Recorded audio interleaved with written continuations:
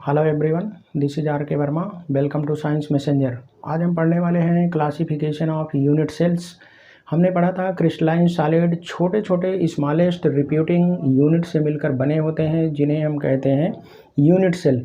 इन्हीं unit cell के बार बार repeat होने से होल क्रिस्टल का फॉर्मेशन होता है। तो जिस तरह से सेल हमारी बॉडी की basic structural and functional unit होती है, उसी तरह से किसी भी क्रिस्टल के अंदर यूनिट सेल उसकी बेसिक यूनिट होती है, जिसके बार बार रिपीट होने से उस पूरे क्रिस्टल का फॉर्मेशन होता है। तो हमें पढ़ना है क्लासिफिकेशन ऑफ यूनिट सेल्स। तो यूनिट सेल्स जनरली दो कैटेगरी में कैटेगराइज की गई हैं। पहला है प्रिमिटिव यूनिट सेल, दूसरा है सेंटर्ड यूनिट सेल। एज पर ब्रेविस के आधार पर हमने पढ़ा था 14 टाइप के ब्रेविस लैटिस पाए जाते हैं, और उन लैटिसेज के अंदर रिपीटिंग यूनिट्स यानी कि यूनिट सेल्स पाई जाती हैं। तो ब्रेविस के आधार पर दो तरह की यूनिट सेल्स होती हैं। पहला प्रिमिटिव यूनिट सेल्स, दूसरी सेंटर्ड यूनिट सेल। तो आइए समझने का प्रयास करते हैं प्रिमिटिव यूनिट सेल किसे कहते हैं। प्रिमिटिव यूनिट सेल के अंदर एक ये सिंपल यूनिट सेल बनाई गई है। प्रिमिटिव यूनिट सेल में जितने भी कॉन्स्टिट्यूटिंग पार्टिकल होते हैं, चाहे वो एटम हो, आयन हो या मॉलिक्यूल हो, केवल कॉर्नर पर ही पाए जाते हैं। इस कॉर्नर पर, इस पर, इस पर, इस पर, इस पर, इस पर, इस पर, इस पर। तो इस तरह से टोटल 8 कॉर्नर्स हुए। तो एटम्स केवल कॉर्नर पर ही प्रेजेंट होते हैं, जिन्हें देखिए ये पॉइंट्स के फॉर्म में दिखाया गया है। तो अगर यूनिट सेल में एटम्स या कॉन्स्टिट्यूटिंग पार्टिकल केवल कॉर्नर पर ही प्रेजेंट हैं, तो इसे हम कहेंगे प्रिमिटिव यूनिट सेल। दूसरे टाइप की होती है हमारी सेंटर्ड यूनिट सेल।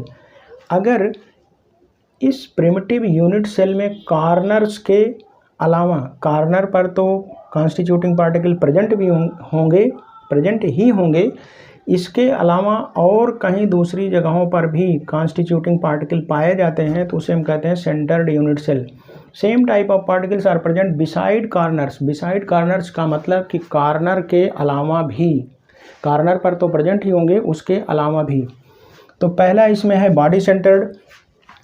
कॉर्नर पर प्रेजेंट होंगे और इस जो यूनिट सेल बना है, इसके बॉडी के अंदर, बॉडी सेंटर पर, यहाँ कहीं इस बॉडी के अंदर, इसके सेंटर पर, इसके अंदर कहीं सेंटर पर एक पार्टिकल और प्रेजेंट होगा, तो उसे हम कहेंगे body centre. The cubic system, one particle at centre of body, मतलब बॉडी के सेंटर पर यहाँ कहीं इसके अंदर, ये कॉर्नर पर तो है ही है, इसके अंदर भी एक पार्टिकल प्रेजेंट होगा, तो उसे हम कहेंगे बॉडी सेंटर्ड यूनिट सेल। दूसरा है फेस सेंटर्ड। अगर कॉर्नर पर तो पार्टिकल प्रेजेंट ही हो सभी कॉर्नर पर, लेकिन जितने फेस हैं इसमें, हर फेस के सेंटर में एक पार्टिकल प्रेजेंट हो। तो इसमें देखिए 6 फेस हैं, एक ऊपर एक नीचे, दो साइड में 2 4, और एक आगे और एक पीछे। तो हर फेस के सेंटर में 1 2, यहाँ पर और यहाँ पर, और इसके जस्ट पीछे वाले में यहाँ पर कहीं। तो कॉर्नर पर तो प्रेजेंट है, बाकी उसके अलावा 6 फेसेज के सेंटर पर 6 पार्टिकल प्रेजेंट हों, 1 particle as centre of each face, तो हम उसे कहते हैं face centred unit cell. Next है हमारा इंड सेंटर्ड। इंड सेंटर्ड में क्या होगा, कॉर्नर पर तो प्रेजेंट ही होंगे, कॉर्नर के अलावा किसी 2 अपोजिट फेस के सेंटर पर भी प्रेजेंट होंगे। कॉर्नर पर तो प्रेजेंट ही हैं, किसी 2 अपोजिट फेस के सेंटर पर। अब ये ऊपर हो गया, ये नीचे, तो ऊपर और नीचे वाले पे, इस पे प्रेजेंट हो गए एक पार्टिकल, तो ये हो गया हमारा इंड सेंटर्ड।